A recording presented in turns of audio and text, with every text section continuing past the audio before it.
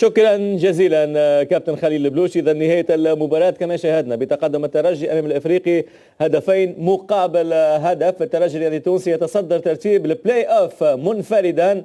نذكر بالأهداف. الترجي الرياضي التونسي افتتح النتيجة منذ الدقيقة 22 عن طريق اللاعب سعد بقير. سعد بقير هو من افتتح النتيجة لمصلحة الترجي الرياضي التونسي. ثم الترجي سيتمكن من إضافة الهدف الثاني عن طريق أنيس البدري بعد تمريرة ممتازة أيضا من سعد بقير. أنيس البدري يضاعف النتيجة. ثم في الدقيقة 70 صابر خليفة يتمكن من تمرير كرة ممتازة إلى إبراهيم الشنيحي، والشنيحي يسجل هدف النادي الإفريقي الوحيد في هذه المباراة. انتصار هام جدا للترجي الرياضي التونسي، انتصار يجعل الترجي في المركز الأول بفارق 3 نقاط عن رباعي كل من النجم الساحلي النادي الافريقي، النادي الصفاقسي، نجم المتلوي الفائز على اتحاد بنجردان.